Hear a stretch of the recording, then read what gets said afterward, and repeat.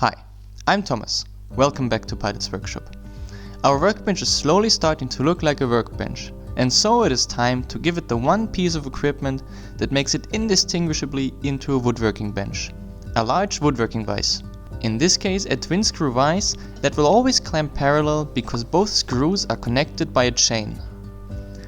In most cases, the entire layout of the workshop is going to revolve around the main vise. It is probably the most used piece of equipment in many shops, and special care has to be taken when mounting it. So let's get started. The vise comes with all functional parts and fittings needed. The only parts missing are the jaws. So I began by laminating them out of 18mm hardwood boards, beech in my case, that I already cut to size, adding 3 to 4mm in both length and height.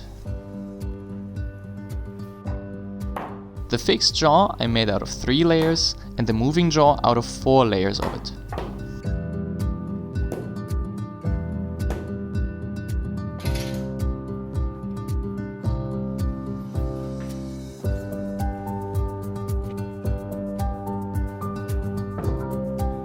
While that dries, we turn to the workbench. The inner support beams have an outside distance of 36 cm, while the threaded bases of the vise are 7 by 7 cm. The minimal distance of the screws in the workbench is therefore 43 cm.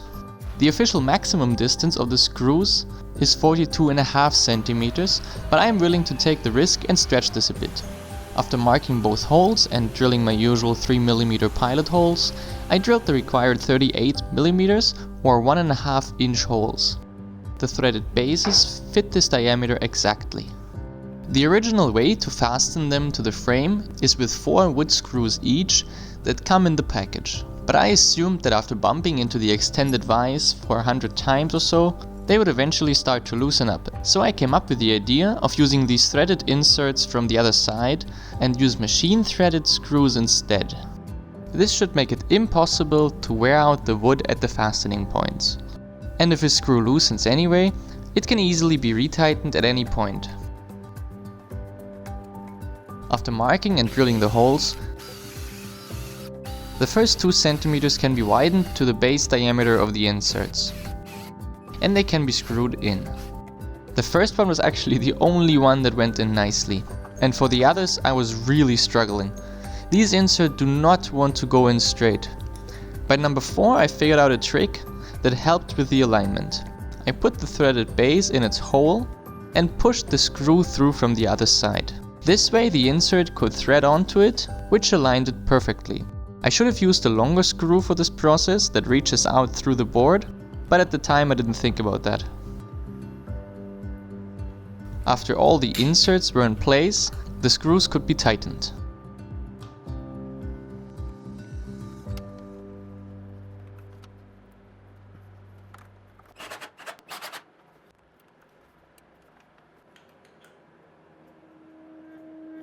In the meantime, the glue in the jaws had dried.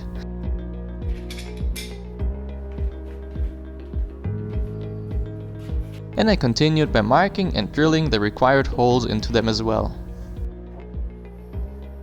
Drilling pilot holes and transferring to the other jaw was followed by the large diameter.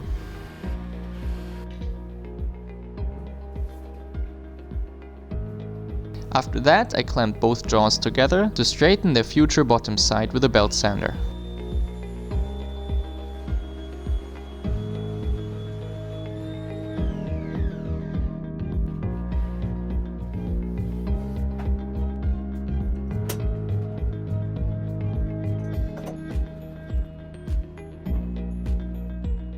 Then I roughly marked an area around the holes to make a small relief with an angle grinder on the side that faces the frame. This was necessary because the large bases protruded just a little bit through the frame and I didn't want to try to line up the holes absolutely perfect. Then it was time to fix the fixed jaw into place. Important at this point is that both jaws will extend 2 to 3mm over the edge of the frame so that they can be trimmed flush once the table surface is in place. I used 6 large wood screws to hold the jaw, but because of my amazing cinematography skills, you can't really see any of them.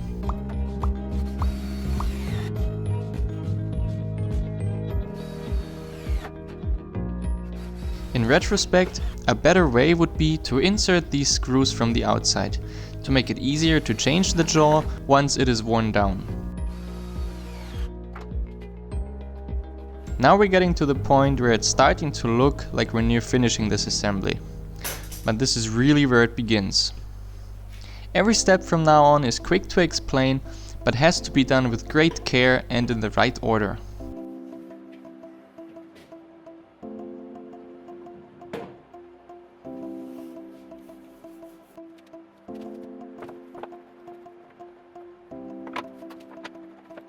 The moving jaw sits loosely on the screws and can be pushed in the right place once the jaws touch each other.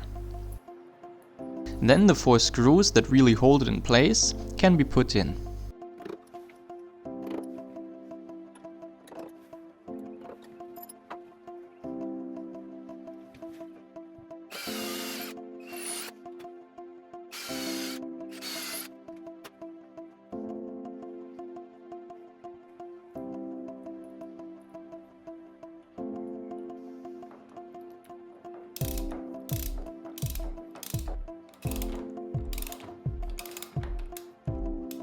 And then I arrived at a side that was really disturbing for my OCD.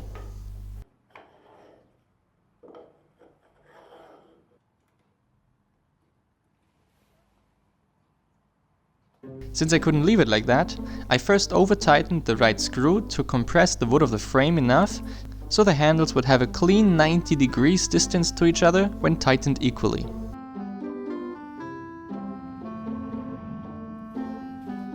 After that, I just had to choose which of the 2 nuts to turn a quarter rotation. So I took out the large screw,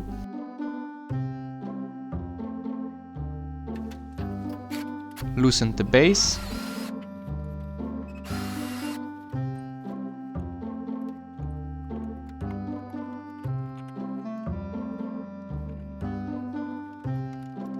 turned it, tightened it, put the screw back in, and my OCD was happy. But that's not it. The Twin-Screw Vise comes with 2 metal pins that keep your workpiece off the greasy screws. So everything has to be backed off again to make way for this step. The pins find their place just above the screws and approximately 5 centimeters away from them.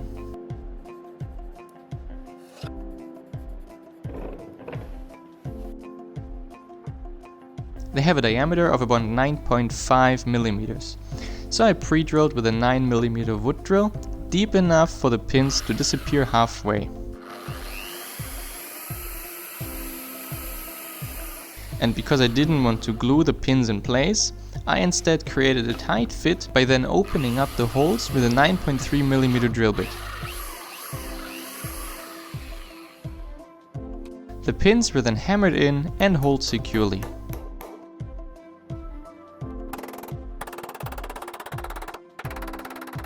But now the pins need a relief in the moving jaw to disappear into. And to mark the position of those, I put everything back together. By me struggling at this point, you can see that the assembly is starting to get a bit heavy. So I screwed it back in and squeezed it against both pins who made their marks into the jaw. And so I took it back off and disassembled it again. I drilled the relief holes to a comfortable size with a 15 millimeter drill bit. Before putting the jaw back in place for the last time, it was time for a special step that was described in the manual of the vise. The inside surface of the moving jaw receives a 2-degree angle from top to bottom. This ensures that a workpiece will always be gripped at the top first, while also allowing for play in the large threads of the double screws. The manual describes this process nicely, and I followed those instructions. They state that you should fix a strip of wood of the correct thickness to the bottom outside edge of the jaw and then send it through a thickness planer. I had a 5 mm strip at hand that was perfectly straight and would ensure a straight edge for the jaw to rest on. So I checked if it would be thick enough and if not, where to put it. I saw that it would be just a bit too slim, but would create the correct angle when pushed just a small amount towards the middle. This was still okay in my view, and so I marked the correct position.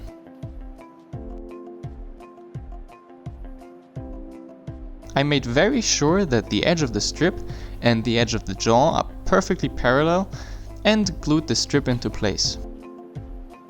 Then I put it through the thickness planer, very carefully, only taking off a millimeter or less at each pass.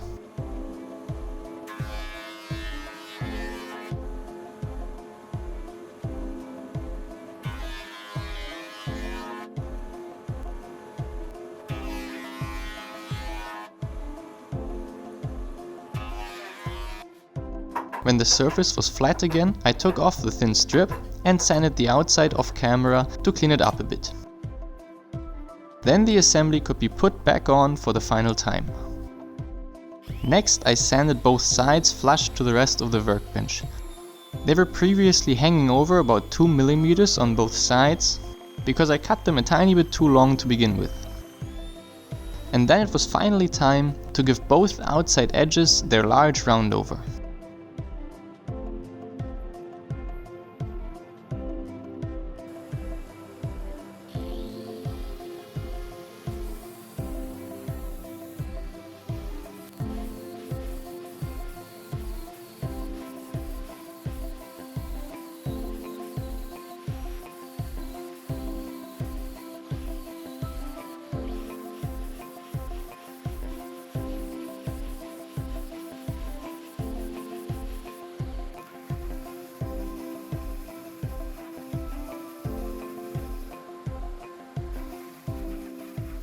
Time to finish the mechanism.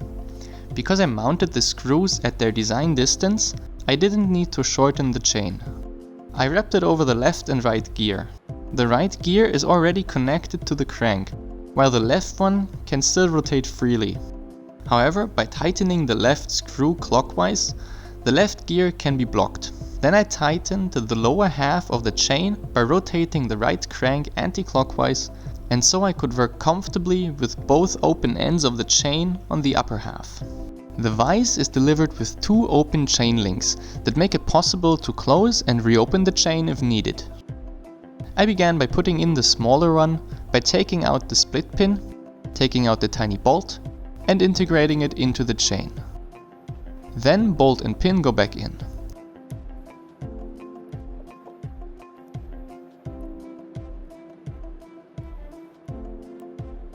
The correct way would be to bend the little arms of the split pin all the way around the bolt, but since this is not an airplane, I thought I could leave it at that.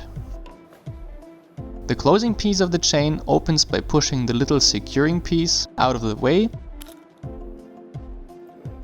and taking off one side of the chain link.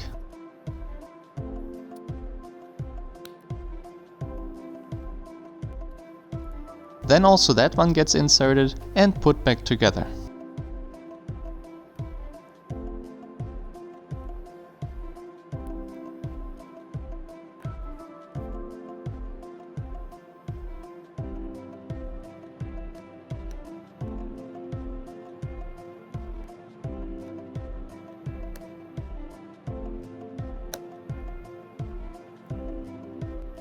Next, the left gear can be loosened up, and after making sure that both sides of the twin-screw vise apply even pressure, it can be fixed to the crank by tightening up the small set screws next to it. As you can see, the chain is still a bit loose and the system has quite a lot of play that we don't want, so the manufacturer added 2 small pieces of plastic tube to help manage the chain. Originally they are only meant to hold the chain up, but since I have almost even play on both sides, I thought I could use one on the top and one on the bottom side of the chain to guide it into a tight pattern that has as little play as possible. Their positions were marked and pre-drilled with an undersized drill bit.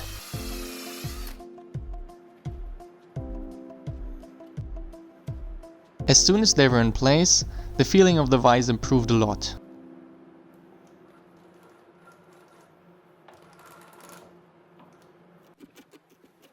Topping off the mechanism is the cover.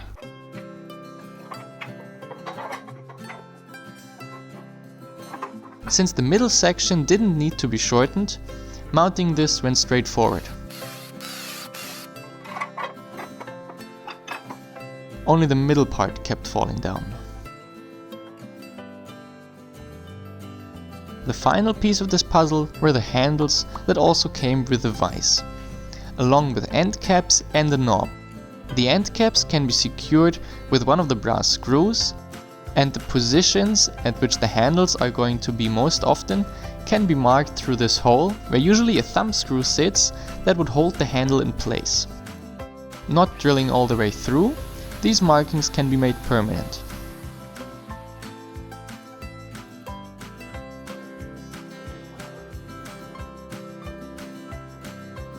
While both handles can be used to tighten or loosen the vise, only one of them receives a knob that makes spinning it much smoother.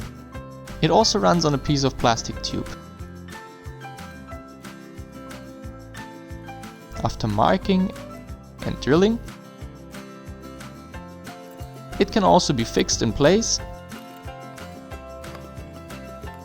and the handle can go on the workbench, topped off by the second cap and fixed in place by the thumb screw on the crank. And that's it for this extra long episode.